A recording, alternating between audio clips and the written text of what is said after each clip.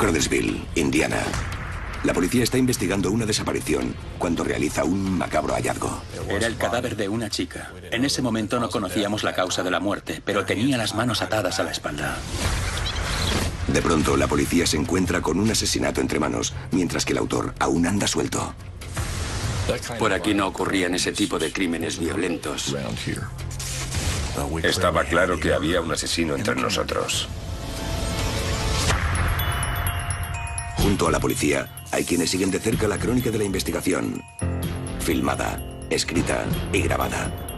Ellos son los primeros testigos de la opinión pública. A través de su lente, capturan los más oscuros capítulos del crimen.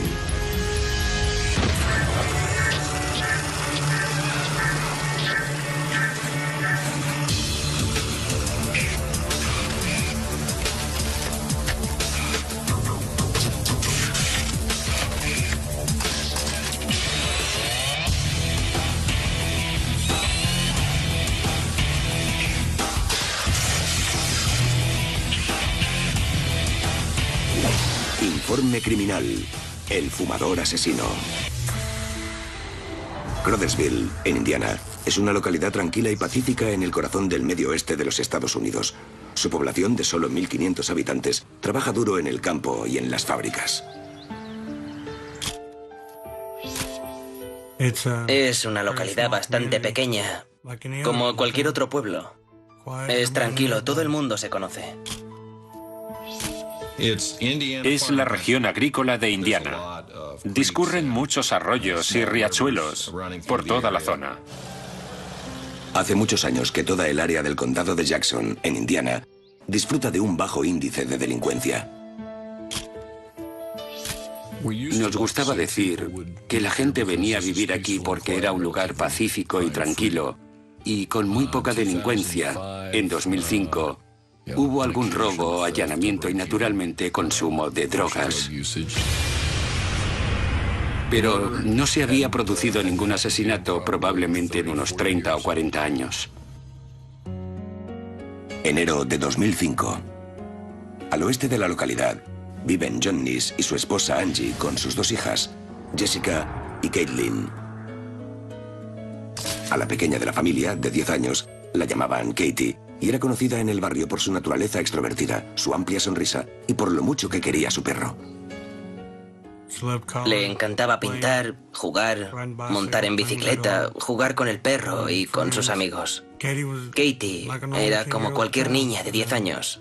Le gustaba jugar. Era una niña respetuosa y feliz.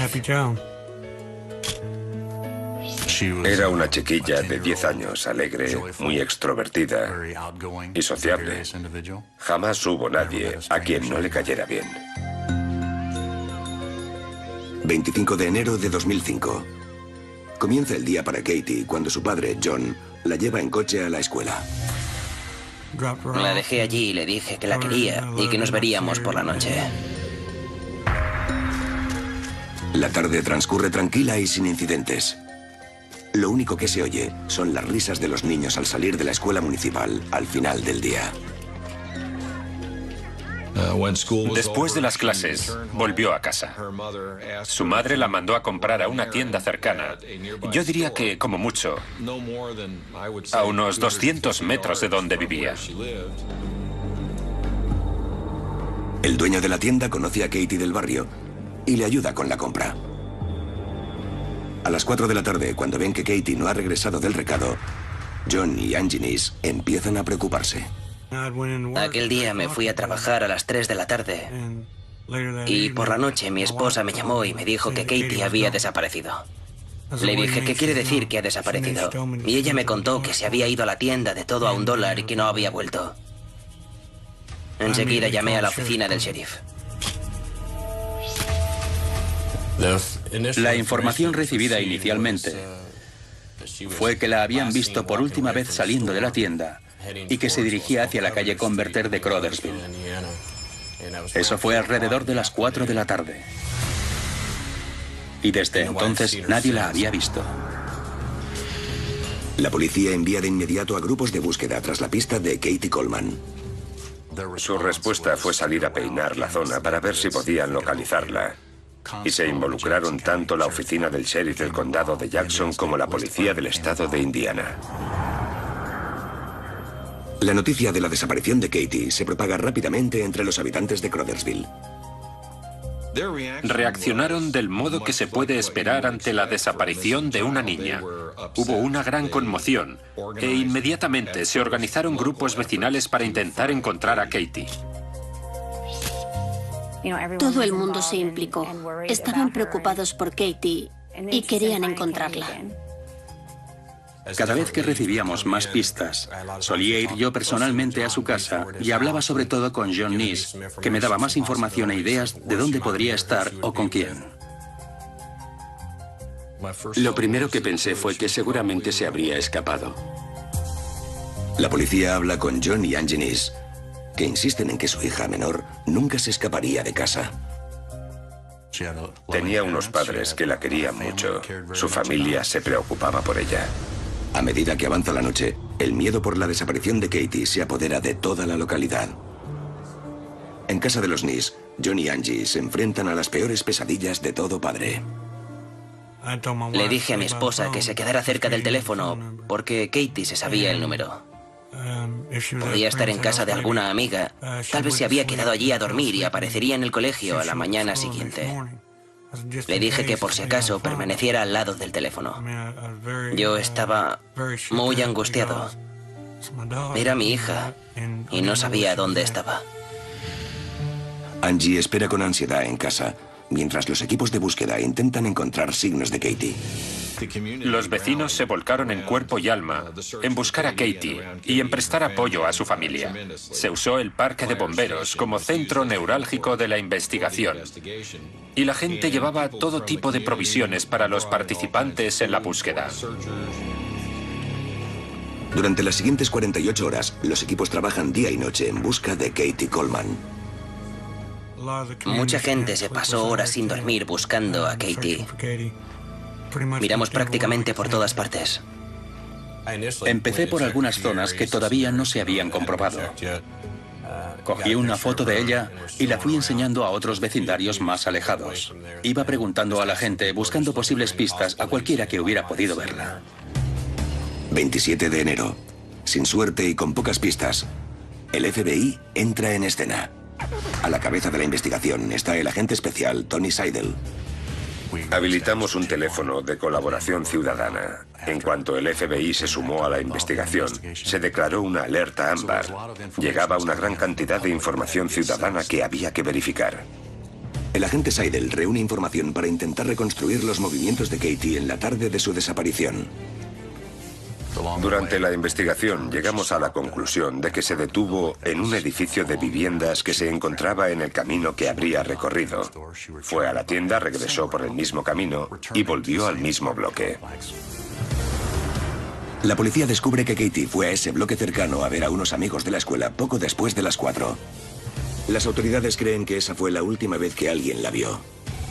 Mientras, siguen llegando pistas de la ciudadanía. Una de las cosas que conlleva una alerta ámbar es que la gente puede llamar si tiene cualquier sospecha de estar en posesión de información útil. De modo que había muchísimas pistas proporcionadas por la ciudadanía y todas se investigaron, todas y cada una. 28 de enero. Una testigo ocular ofrece la sorprendente información de que vio a Katie en un vehículo blanco tipo pick-up junto a un hombre. La mujer reconoció a Katie, pero no al conductor de la pick-up blanca. Y eso le resultó extraño. Gracias a Dios era una mujer muy observadora y pudo dar a la policía una descripción excelente del hombre. Seguimos aquella pista y se elaboró un retrato robot del conductor. Ya teníamos unas características físicas que buscar, tanto del vehículo como del conductor. Se distribuyó el retrato robot inicial, junto con la descripción de la pick-up de Ford blanca F-150. Se describía al hombre como blanco, delgado, posiblemente con gafas y que fumaba. Con ese testimonio, la policía centra la investigación en la localización del vehículo. Lo primero que hicieron fue buscar todas las pick-ups blancas a través del registro estatal de vehículos de motor. Y luego localizaron a los propietarios para hablar con ellos sobre lo sucedido. La policía difunde el retrato robot a los medios. Y la imagen del hombre blanco y delgado aparece en las noticias de la televisión y los periódicos de todo el estado.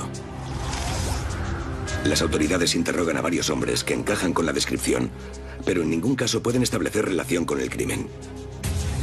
La policía no quiere perder las esperanzas, pero comienza a temer lo peor. Tienes esa sensación de que aquello no pinta nada bien. Y luego, al cabo de 2 o 3 días, tienes que cambiar el rumbo de la investigación. Mi reacción inicial fue pensar que debía de estar con una amiga o que tal vez se enfadó por algo y se escapó y estaba escondida en algún lugar de por allí y que aparecería al cabo de un par de días. Pero cuando vi que eso no ocurría, parecía evidente que algo malo le había sucedido. La magnitud y el alcance de la investigación se extienden. Varios cuerpos de policía participan ya activamente en la búsqueda de Katie Coleman por todo el estado. Katie había desaparecido y la buscaban por todas partes, aquí en el pueblo, y más tarde se extendió la búsqueda en zonas más rurales. 30 de enero. Mientras patrulla una zona a unos 30 kilómetros al norte de Crothersville, el agente de la policía estatal, Martin Mead, encuentra algo en el lago Cypress. Recibimos la llamada sobre las 10 de la mañana del sábado en nuestro puesto de mando.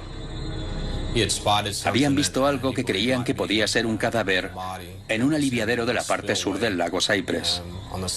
La zona del lago es un área donde se habían encontrado cadáveres en el pasado. Lo que empieza como una inspección de rutina de la zona desemboca en el descubrimiento del asesinato más sobrecogedor que los habitantes de Crothersville han visto en más de 40 años. 30 de enero de 2005. Crothersville, Indiana. Katie Coleman, de 10 años, lleva 5 días desaparecida. El FBI ha emitido una alerta ámbar, mientras que la policía local continúa trabajando sin cesar, siguiendo pistas y procesando información de la ciudadanía. Mientras patrulla una zona a unos 30 kilómetros al norte de Crothersville, el agente de la policía estatal, Martin Mead, encuentra algo en el lago Cypress. Las autoridades no tardan en llegar a la escena. Me acerqué a Marty y me señaló lo que estaba mirando. Era muy difícil de ver.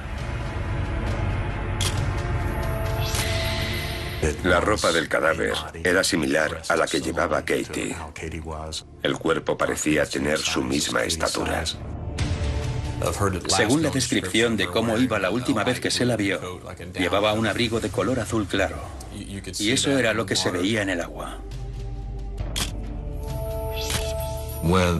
Cuando los buzos de la policía estatal se sumergieron en el agua y sacaron el cuerpo de Katie, se confirmó que era ella. Fue algo muy triste.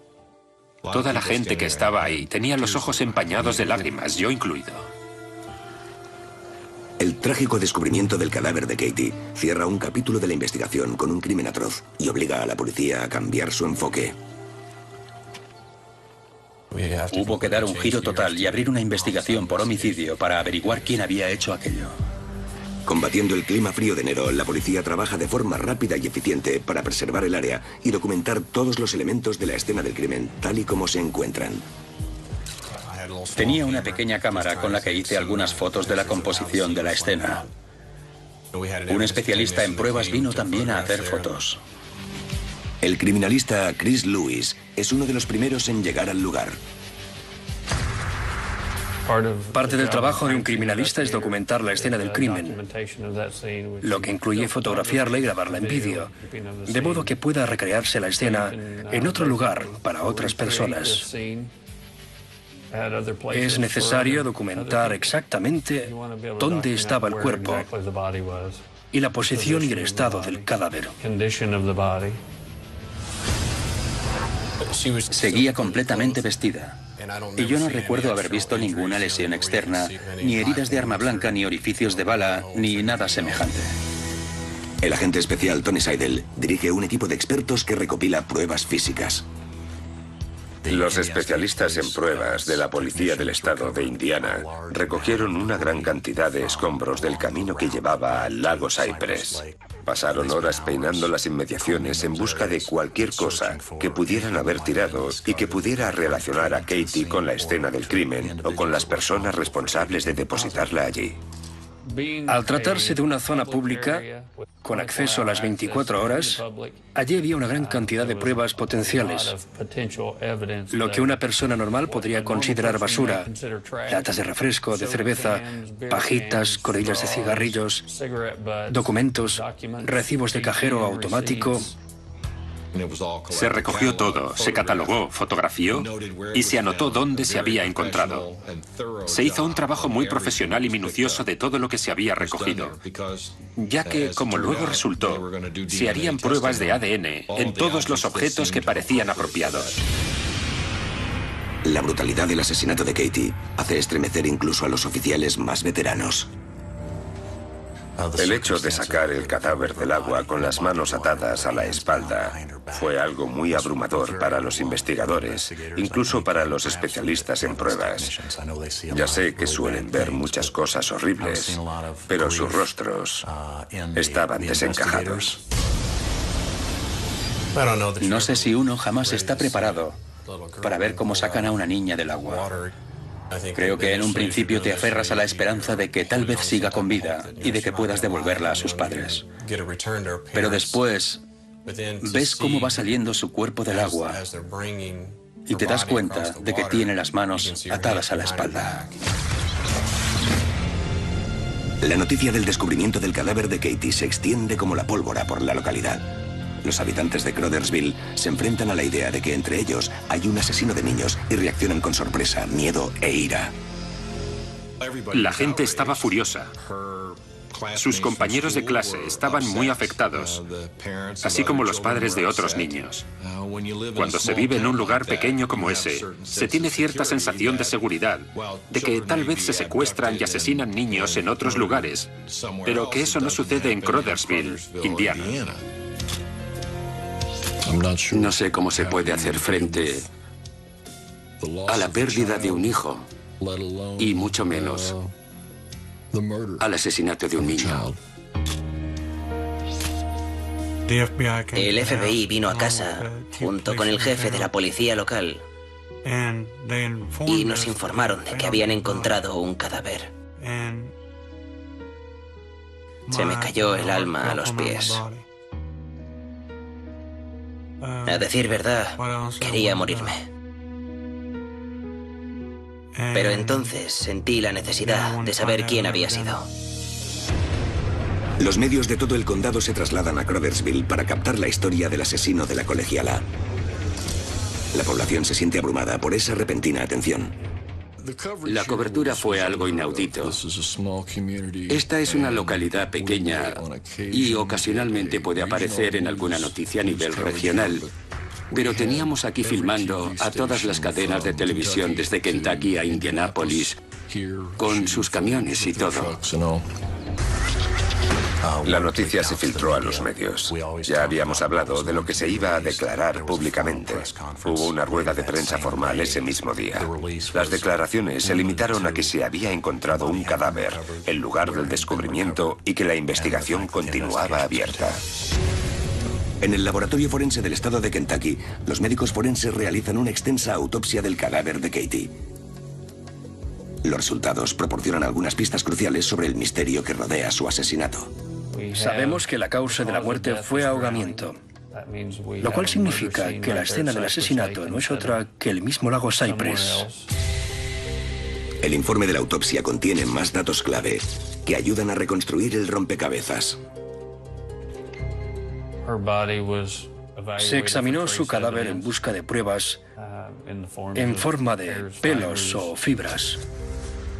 Durante la autopsia, se recogieron fibras rojas del torso de Katie Coleman. Se recoge y se cataloga cada prueba microscópica. Pero el descubrimiento más importante en el informe de la autopsia resulta a la vez preocupante y revelador. En la autopsia se recogieron muestras que indicaban presencia de semen, por lo que supimos que había sufrido abusos sexuales. En el laboratorio de la Policía Estatal, la científica forense Polita McGuire desarrolla un perfil de ADN a partir de las pruebas. Todo apuntaba a un individuo de sexo masculino, desconocido hasta el momento. Se sacó un perfil de ADN a partir del material presente, pero no sabíamos a quién pertenecía aquel ADN. La policía comienza a construir un retrato del asesino desconocido, utilizando tanto pruebas físicas como un perfil psicológico. No hay muchas personas que sean capaces de secuestrar, agredir sexualmente y asesinar a una niña de 10 años que no hayan interactuado con ella anteriormente de manera significativa. Es evidente que el asesinato se llevó a cabo para ocultar la culpa y no por otra razón. El agente especial Tony Seidel se enfrenta ahora a la captura de un violador y asesino de menores y debe redoblar sus esfuerzos. A partir de ese momento, solicité una lista de todos los delincuentes sexuales registrados en el condado de Jackson y en los condados fronterizos, y luego cotejé a todas esas personas con la lista de individuos que podían ser propietarios o haber tenido acceso a una Ford F-150 blanca. Sin embargo, el 2 de febrero se produce un giro inesperado en el caso.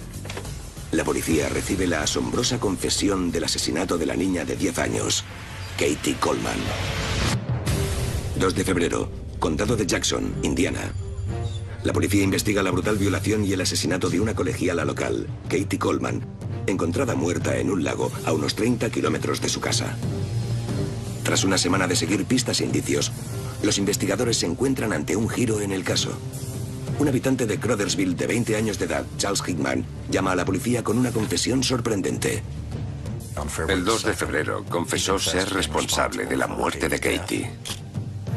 Conocía detalles en relación con ella que encajaban con lo que sabíamos a raíz de nuestras investigaciones, como que había muerto ahogada, cosa que no se había hecho pública.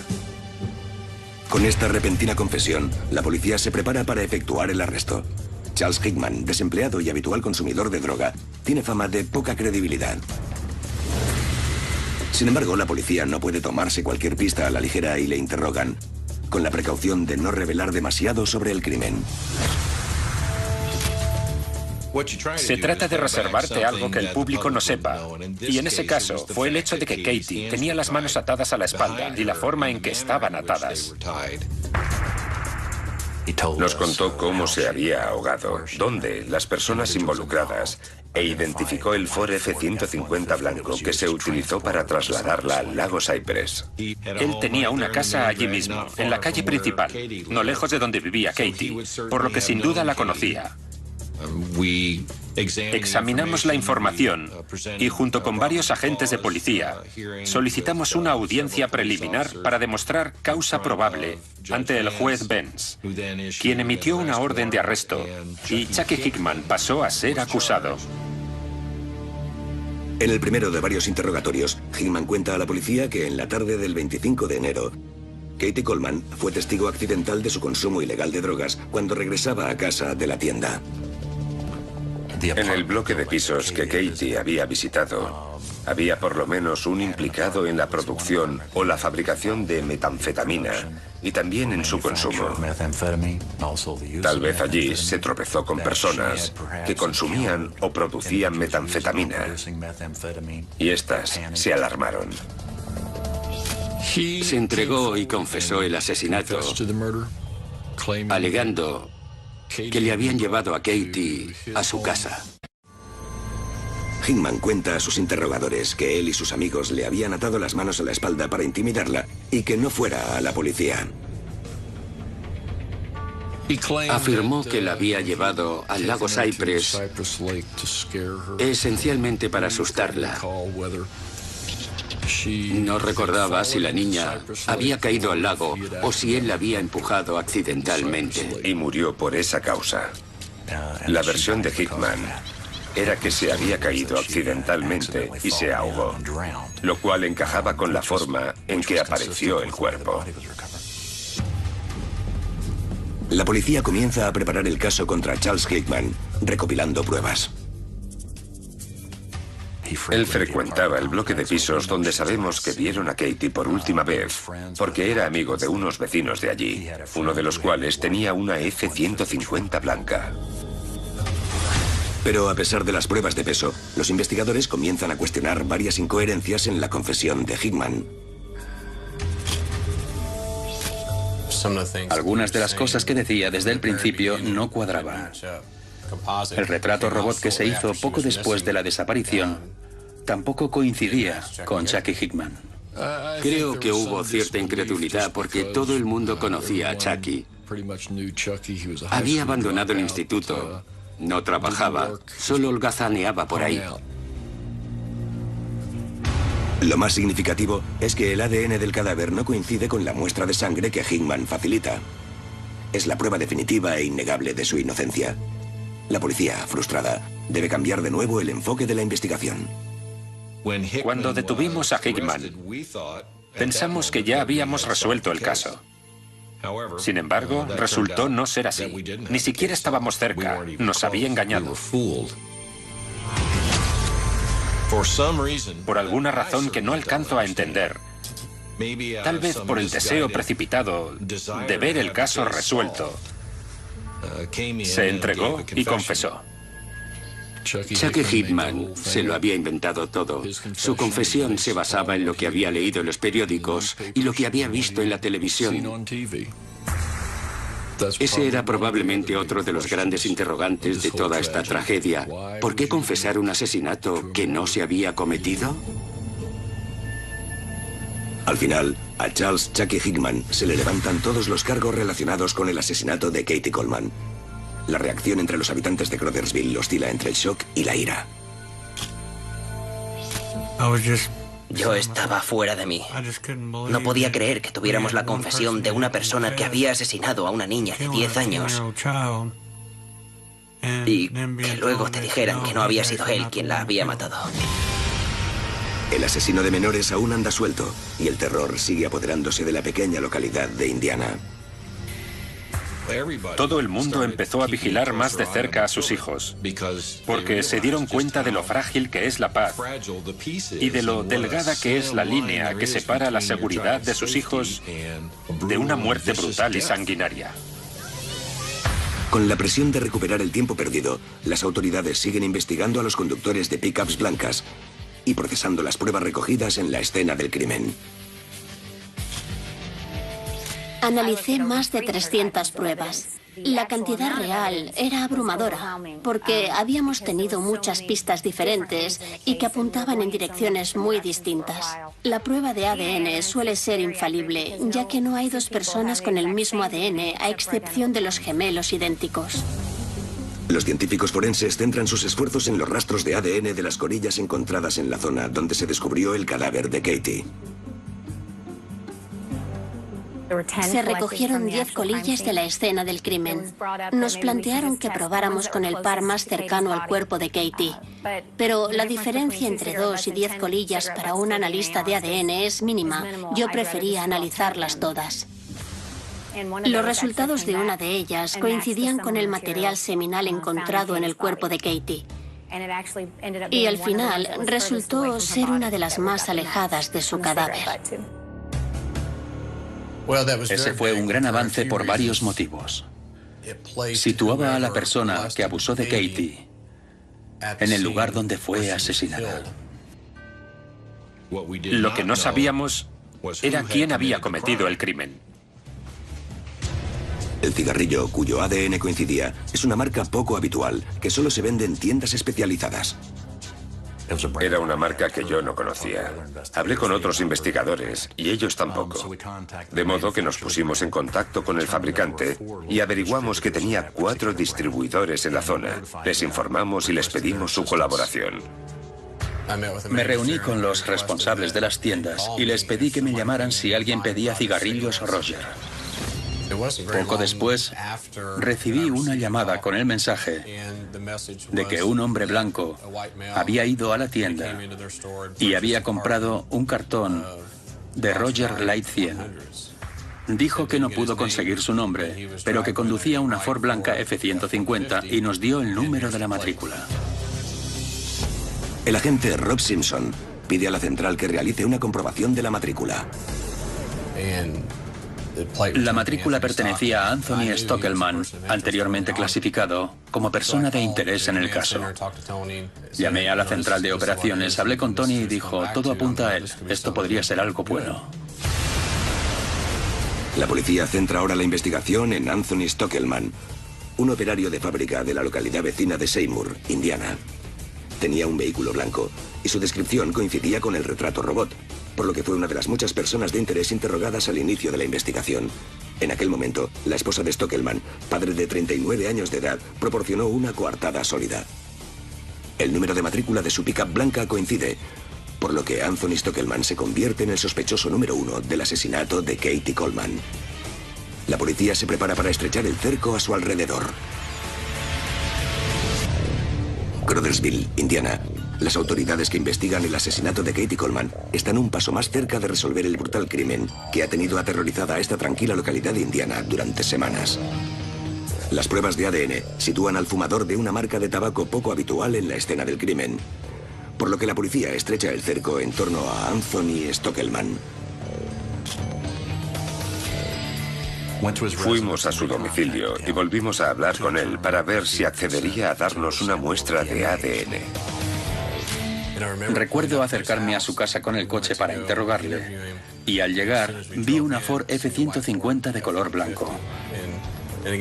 La descripción fue la de una vieja Ford Pickup blanca. Todo encajaba por completo con lo que nos había descrito inicialmente la testigo. Creo que le sorprendió que volviéramos. Pensaba que estaba libre de sospecha. Sabía que había habido un arresto y una confesión y creyó que estaba a salvo. La policía interroga a Stockelman en su domicilio. Este insiste en su inocencia y repite la historia del primer interrogatorio, que cuenta por qué estaba en Crothersville cuando Katie desapareció. Dijo que se encontraba en aquel lugar, en particular, en el momento de la desaparición de Katie, porque estaba ayudando a un familiar a realizar una mudanza. Por eso su vehículo estaba allí. No ofreció ninguna otra información, salvo que hacía 8 o 10 años que no había ido al lago Cypress y que, por consiguiente, no podía ser responsable de la aparición del cuerpo de Katie allí. Stockelman ofrece voluntariamente una muestra de su ADN, prueba de su inocencia o implicación en el crimen. Se trataba de un homicidio de una niña de 10 años. Los resultados del ADN se pueden obtener en un par de días si solo se trabaja en eso. En aquel caso me empleé a fondo cada día que iba al laboratorio. La policía está a la expectativa de los resultados. Con tan solo los resultados del ADN, podrían ahorrarse meses de ardua investigación policial. La espera es tensa. La gente no puede entrar en el laboratorio de ADN, sino que aguarda fuera los resultados. Todos querían saber si habíamos resuelto el caso después de haberlo probado con 73 individuos. 2 días más tarde los llamé y dije, tenemos una coincidencia. Sentí un escalofrío cuando dijo, hemos atrapado a ese tipo. Solo por su aspecto ya sabías que era él. El agente Seidel contacta con el fiscal del condado, Stephen Pearson, para organizar la solicitud de arresto de Stockelman.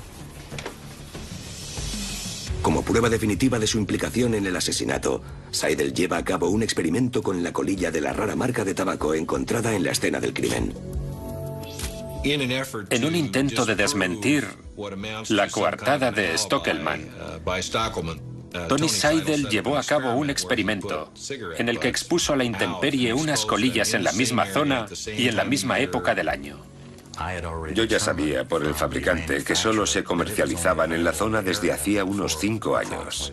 También había llegado a la conclusión de que el cigarrillo no habría podido sobrevivir a la intemperie durante 8 o 10 años, que las colillas se habrían degradado hasta un extremo irrecuperable. Con la orden de arresto en la mano, la policía se prepara para detener a Anthony Stockelman. El agente estatal Rob Simpson y el agente especial del FBI, Tony Seidel, se dirigen al domicilio de Stockelman para arrestarle. Cuando llegamos, no había nadie en la casa. Estábamos esperando allí, observando el lugar, y lo llamé al móvil. El agente Simpson le preguntó dónde estaba porque teníamos que comentar algo con él acerca de su ADN. Respondió que estaba en el club de karate con su hijo. Nos dijo que podíamos ir hasta allí para hablar de nuevo. Y Tony y yo fuimos solos a su encuentro. No queríamos hacer nada que pudiera asustarlo. Además, estaba en un gimnasio con otros niños y no sabíamos cómo podía reaccionar. Obviamente creíamos que él había matado a Katie Coleman. Stockelman espera a los oficiales en el aparcamiento del gimnasio. Accede a subir al coche y el agente Rob Simpson arranca y se dirige a otro aparcamiento apartado. Tony estaba sentado en el asiento delantero del acompañante y Anthony Stockelman justo detrás de él. El agente Seidel se volvió hacia él y dijo: «Dame la mano». Y él así lo hizo. Entonces le agarró de la mano derecha y le dijo: «Tenemos una orden de arresto contra ti. Quedas detenido por el abuso sexual de Katie Coleman». 7 de abril de 2005. El arresto de Anthony Stockelman se produce sin incidentes y lo encierran en prisión sin derecho a salir bajo fianza. Durante los interrogatorios mantiene que es inocente. No le explicamos que su ADN estaba en el cigarrillo que se había recogido, sino que las muestras se habían encontrado en el cadáver de Katie Coleman. Su reacción fue de incredulidad. Decía que no entendía cómo podían estar en el cuerpo de Katie Coleman si ni siquiera la conocía ni había hablado nunca con ella. Se organiza una rueda de prensa para informar a los medios de la detención y acusación de Stockelman. De nuevo, la pequeña población sufre el asedio de periodistas de todo el país. Sufrimos una invasión de cadenas de televisión y periódicos de grandes ciudades. A veces se convertía en un circo mediático. Enormes camiones con antenas de televisión, cámaras. Todo aquello se convirtió en un espectáculo habitual en Crothersville durante una temporada. Era algo totalmente nuevo para nosotros. Con el presunto violador y asesino Anthony Stockelman entre rejas, las autoridades se preparan para lo que será un juicio difícil y controvertido. Con la confesión de Charles Hickman de haber cometido el crimen, ¿se sostendrá el caso de la Fiscalía ante un tribunal? Anthony Stockelman, un operario de fábrica, espera entre rejas su juicio por la agresión sexual y el asesinato de Katie Coleman, de 10 años de edad. Ya tenía a mi sospechoso. Me puse a preparar el juicio de inmediato, porque inicialmente pedíamos la pena capital, y eso conlleva una cantidad increíble de trabajo. La Fiscalía examina detenidamente todas las pruebas para preparar la acusación. Teníamos a una testigo que dijo haber visto a Katie en una Ford F-150 blanca aproximadamente media hora después de su desaparición.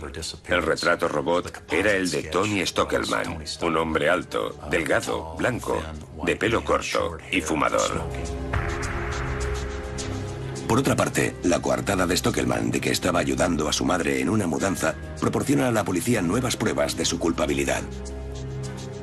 El domicilio estaba a 40 metros de donde Katie fue vista por última vez.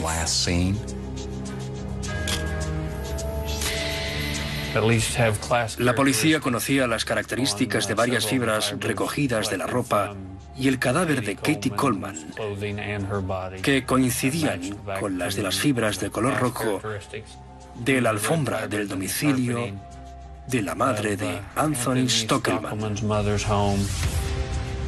Para mí, aquello sellaba el destino de Tony Stockelman. Lo que nos revelaba era que la agresión sexual ocurrió en las habitaciones del fondo, sobre esa alfombra roja.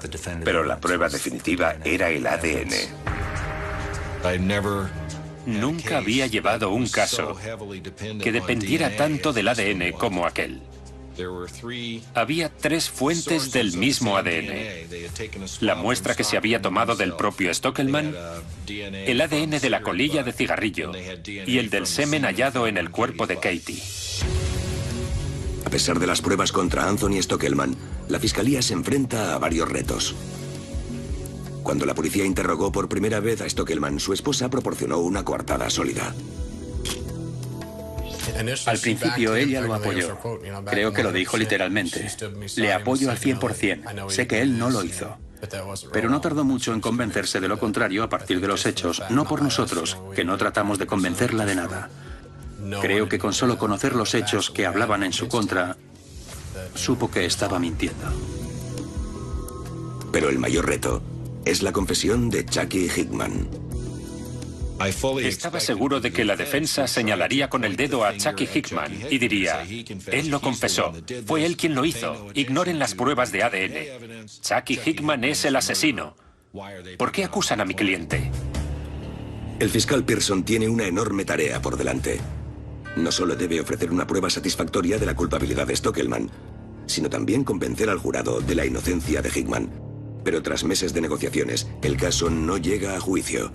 Por consejo de sus abogados, Stockelman acepta un acuerdo. Se declaró culpable a cambio de la perpetua sin derecho a libertad condicional, en lugar de la pena de muerte. 20 de abril de 2006. Es el día en que se dictará sentencia a Stockelman.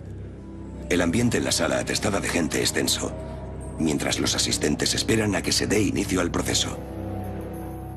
La sala estaba llena de familiares, amigos, vecinos y autoridades que tenían un gran interés en aquella investigación. La carga emocional era muy alta para todo el público presente en la sala y para todos aquellos que testificaron, porque se trataba de la culminación de meses de trabajo. Anthony Stockelman comparece en la sala abarrotada. La multitud calla y se inclina para ver mejor al presunto asesino de niñas. Todo el mundo mantuvo cierta calma durante el proceso, lo cual creo que debe ser muy difícil si consideramos que en la misma sala está la persona que se llevó a tu hija.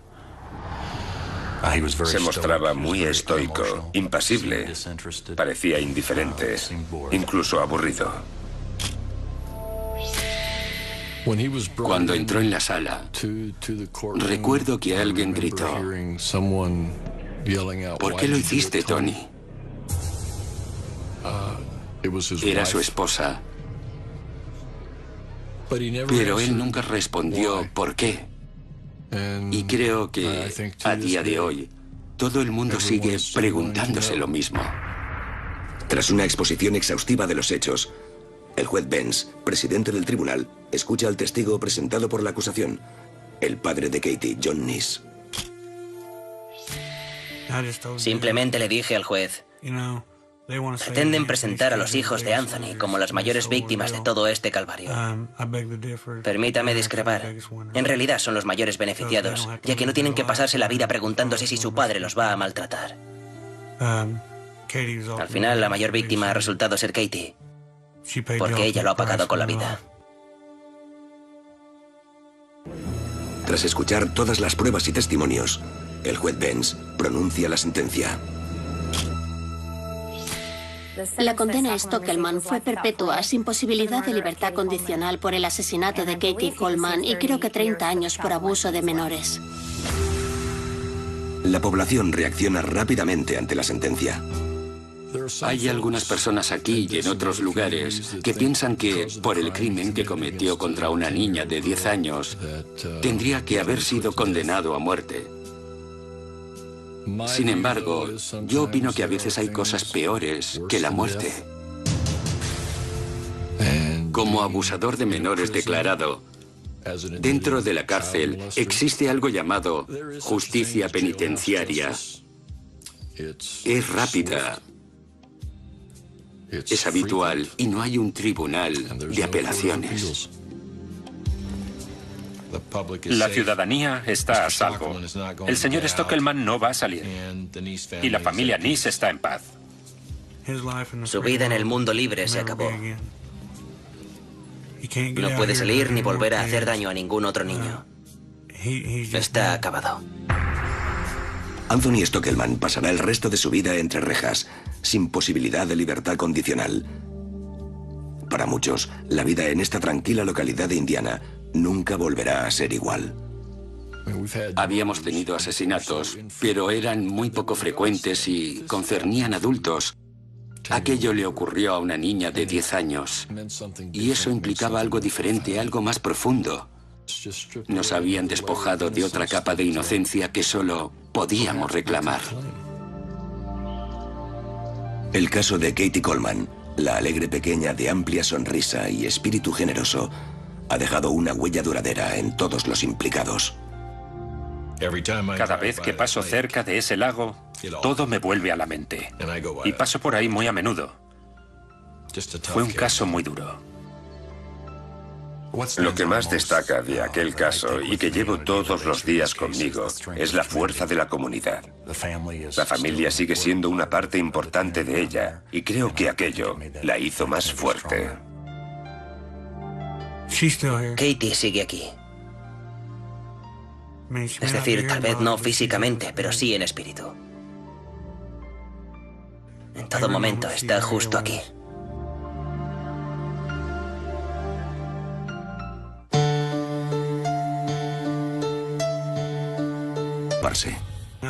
Aquel día me fui a trabajar a las 3 de la tarde y por la noche mi esposa me llamó y me dijo que Katie había desaparecido.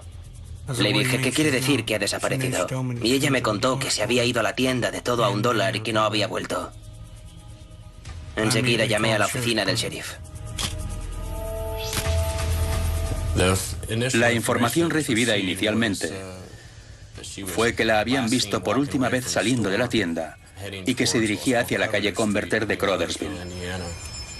Eso fue alrededor de las 4 de la tarde. Y desde entonces nadie la había visto. La policía envía de inmediato a grupos de búsqueda tras la pista de Katie Coleman. Su respuesta fue salir a peinar la zona para ver si podían localizarla. Y se involucraron tanto la oficina del sheriff del condado de Jackson como la policía del estado de Indiana. La noticia de la desaparición de Katie se propaga rápidamente entre los habitantes de Crothersville. Reaccionaron del modo que se puede esperar ante la desaparición de una niña. Hubo una gran conmoción e inmediatamente se organizaron grupos vecinales para intentar encontrar a Katie. Todo el mundo se implicó. Estaban preocupados por Katie y querían encontrarla. Cada vez que recibíamos más pistas, solía ir yo personalmente a su casa y hablaba sobre todo con John Neese, que me daba más información e ideas de dónde podría estar o con quién.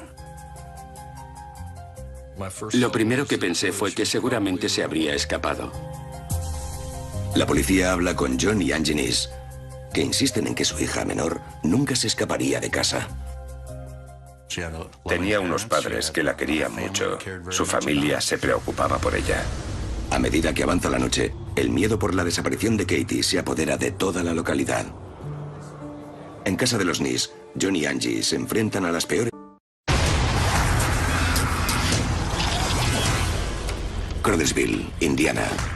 La policía está investigando una desaparición cuando realiza un macabro hallazgo. Era el cadáver de una chica. En ese momento no conocíamos la causa de la muerte, pero tenía las manos atadas a la espalda. De pronto, la policía se encuentra con un asesinato entre manos, mientras que el autor aún anda suelto. Por aquí no ocurrían ese tipo de crímenes violentos. Estaba claro que había un asesino entre nosotros. Junto a la policía, hay quienes siguen de cerca la crónica de la investigación. Filmada, escrita y grabada. Ellos son los primeros testigos de la opinión pública. A través de su lente, capturan los más oscuros capítulos del crimen.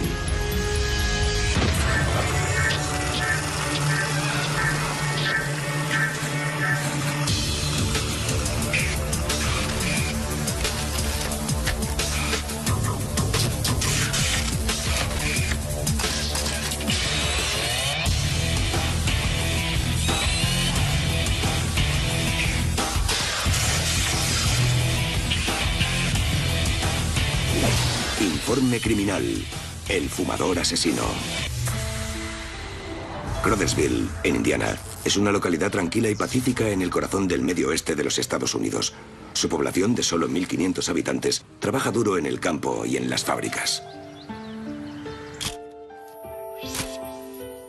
Es una localidad bastante pequeña, como cualquier otro pueblo. Es tranquilo, todo el mundo se conoce. Es la región agrícola de Indiana. Discurren muchos arroyos y riachuelos por toda la zona. Hace muchos años que toda el área del condado de Jackson, en Indiana, disfruta de un bajo índice de delincuencia. Nos gustaba decir que la gente venía a vivir aquí porque era un lugar pacífico y tranquilo y con muy poca delincuencia. En 2005 hubo algún robo, allanamiento y naturalmente consumo de drogas. Pero no se había producido ningún asesinato probablemente en unos 30 o 40 años. Enero de 2005. Al oeste de la localidad viven John Neese y su esposa Angie con sus dos hijas, Jessica y Caitlin. A la pequeña de la familia, de 10 años, la llamaban Katie y era conocida en el barrio por su naturaleza extrovertida, su amplia sonrisa y por lo mucho que quería a su perro. Le encantaba pintar, jugar, montar en bicicleta, jugar con el perro y con sus amigos. Katie era como cualquier niña de 10 años. Le gustaba jugar. Era una niña respetuosa y feliz.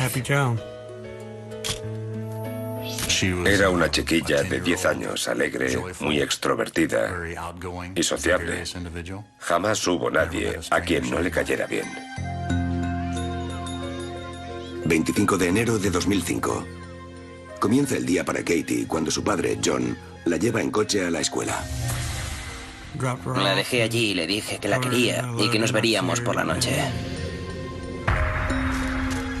La tarde transcurre tranquila y sin incidentes. Lo único que se oye son las risas de los niños al salir de la escuela municipal al final del día. Después de las clases, volvió a casa. Su madre la mandó a comprar a una tienda cercana. Yo diría que, como mucho, a unos 200 metros de donde vivía. El dueño de la tienda conoce a Katie del barrio y le ayuda con la compra. A las 4 de la tarde, cuando ven que Katie no ha regresado del recado, John y Angie Neese empiezan a preocuparse pesadillas de todo padre. Le dije a mi esposa que se quedara cerca del teléfono porque Katie se sabía el número. Podía estar en casa de alguna amiga. Tal vez se había quedado allí a dormir y aparecería en el colegio a la mañana siguiente. Le dije que por si acaso permaneciera al lado del teléfono. Yo estaba muy angustiado. Era mi hija y no sabía dónde estaba. Angie espera con ansiedad en casa, mientras los equipos de búsqueda intentan encontrar signos de Katie. Los vecinos se volcaron en cuerpo y alma en buscar a Katie y en prestar apoyo a su familia. Se usó el parque de bomberos como centro neurálgico de la investigación. Y la gente llevaba todo tipo de provisiones para los participantes en la búsqueda. Durante las siguientes 48 horas, los equipos trabajan día y noche en busca de Katie Coleman. Mucha gente se pasó horas sin dormir buscando a Katie. Miramos prácticamente por todas partes. Empecé por algunas zonas que todavía no se habían comprobado. Cogí una foto de ella y la fui enseñando a otros vecindarios más alejados. Iba preguntando a la gente, buscando posibles pistas a cualquiera que hubiera podido verla. 27 de enero. Sin suerte y con pocas pistas, el FBI entra en escena. A la cabeza de la investigación está el agente especial Tony Seidel. Habilitamos un teléfono de colaboración ciudadana. En cuanto el FBI se sumó a la investigación, se declaró una alerta ámbar. Llegaba una gran cantidad de información ciudadana que había que verificar. El agente Seidel reúne información para intentar reconstruir los movimientos de Katie en la tarde de su desaparición. Durante la investigación llegamos a la conclusión de que se detuvo en un edificio de viviendas que se encontraba en el camino que habría recorrido. Fue a la tienda, regresó por el mismo camino y volvió al mismo bloque. La policía descubre que Katie fue a ese bloque cercano a ver a unos amigos de la escuela poco después de las 4. Las autoridades creen que esa fue la última vez que alguien la vio. Mientras, siguen llegando pistas de la ciudadanía. Una de las cosas que conlleva una alerta ámbar es que la gente puede llamar si tiene cualquier sospecha de estar en posesión de información útil. De modo que había muchísimas pistas proporcionadas por la ciudadanía y todas se investigaron, todas y cada una. 28 de enero. Una testigo ocular ofrece la sorprendente información de que vio a Katie en un vehículo blanco tipo pick-up junto a un hombre. La mujer reconoció a Katie, pero no al conductor de la pick-up blanca. Y eso le resultó extraño. Gracias a Dios era una mujer muy observadora y pudo dar a la policía una descripción excelente del hombre. Seguimos aquella pista y se elaboró un retrato robot del conductor. Ya teníamos unas características físicas que buscar, tanto del vehículo como del conductor. Se distribuyó el retrato robot inicial, junto con la descripción de la pick-up de Ford blanca F-150. Se describía al hombre como blanco, delgado, posiblemente con gafas y que fumaba. Con ese testimonio, la policía centra la investigación en la localización del vehículo. Lo primero que hicieron fue buscar todas las pick-ups blancas a través del registro estatal de vehículos de motor. Y luego localizaron a los propietarios para hablar con ellos sobre lo sucedido. La policía difunde el retrato robot a los medios. Y la imagen del hombre blanco y delgado aparece en las noticias de la televisión y los periódicos de todo el estado. Las autoridades interrogan a varios hombres que encajan con la descripción, pero en ningún caso pueden establecer relación con el crimen. La policía no quiere perder las esperanzas, pero comienza a temer lo peor.